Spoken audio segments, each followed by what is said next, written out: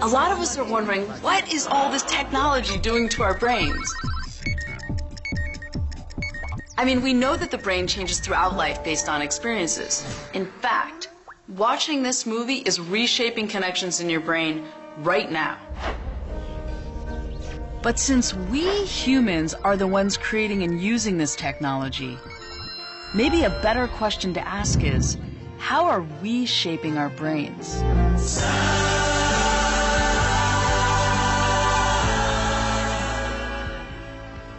There's so much about the brain that we don't know. But there are some things we do know. You see, not long after we humans began thinking, we began thinking about ways to understand our own brains. One strategy thinkers have used throughout history is to compare the brain to the newest technology of their day. The brain is a clock, a switchboard, a steam engine, a machine, a computer. And we wondered, how can today's technology help us understand the brain in a new way?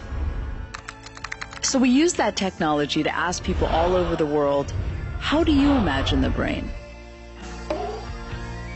It was amazing, like all these neurons firing ideas and images back to us from all over the world.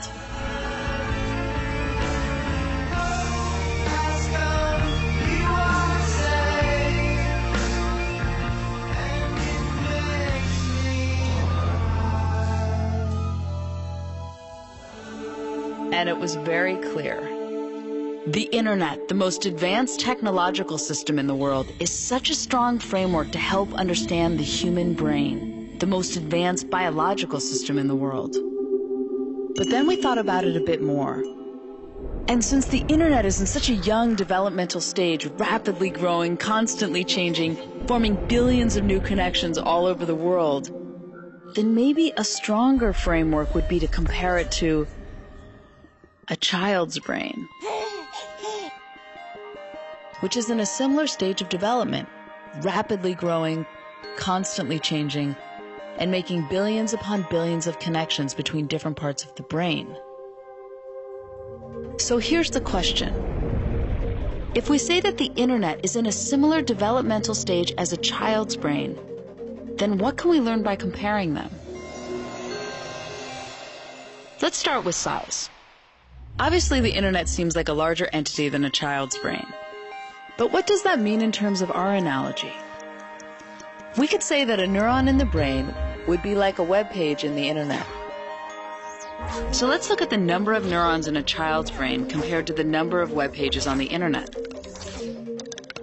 Well, a human at any age has about 100 billion neurons in the brain. But the internet has 10 times that, 1 trillion web pages. So with this analogy, the internet is bigger. So then, which of these networks is more complex? We could say a synapse in the brain, the connection point between two neurons, is like a hyperlink, the connection point between two web pages. So are there more connections in a child's brain or on the internet? Well, the internet has over 100 trillion links. And an adult's brain has 300 trillion links. But get this, a child's brain has a quadrillion connections, 10 times the number of connections of the entire internet. A child's brain has more connections than the entire internet. Yes, it blew our minds too. How is that even possible? Let's break it down. As we said, a baby is born with 100 billion neurons. But those quadrillion connections, they're not there yet.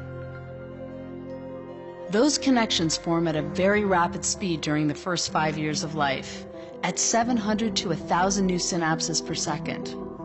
Those connections are created through every interaction a child has, and are important because they form the architecture of the brain.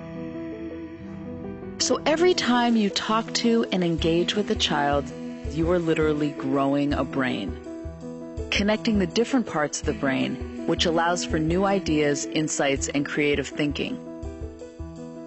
So each moment of eye contact, each new word exchanged, each time you make a child laugh, you are strengthening these connections. And since there are so many different ways to do this, we ask people around the world, send us videos of your favorite ways to engage with the children in your life.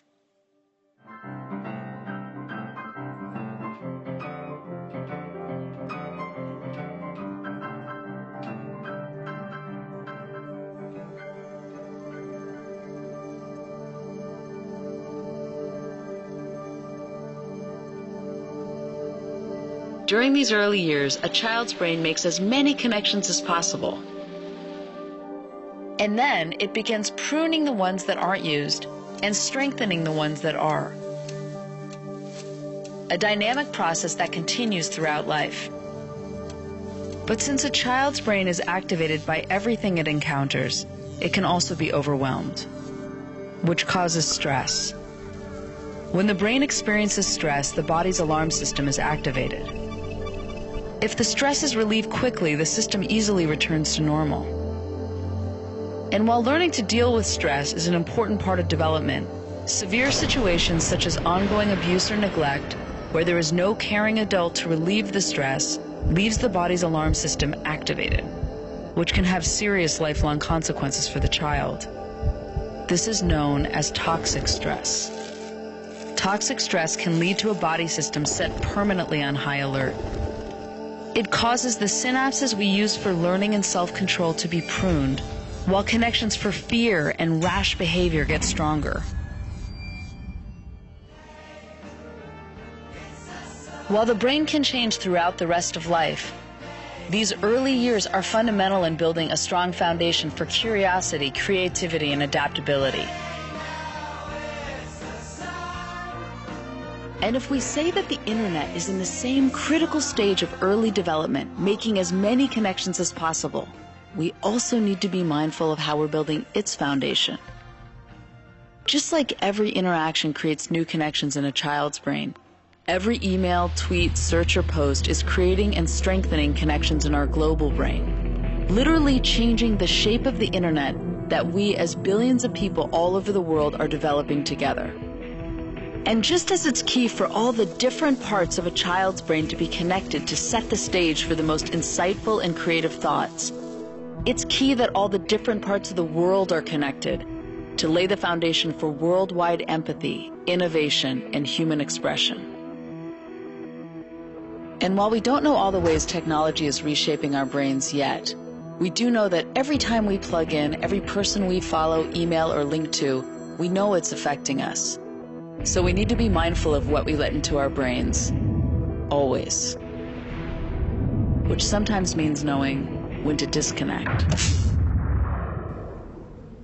Just as it's not good for a child's brain to be constantly over or understimulated, it's not good for an adult's brain either. For both the internet and a child's brain, the connections we pay most attention to will be strengthened, while the ones we use less will be pruned. So how do we nurture both of these growing interconnected networks to set a course for a better future? By paying attention to what we are paying attention to. Attention is the mind's most valuable resource. Every interaction counts.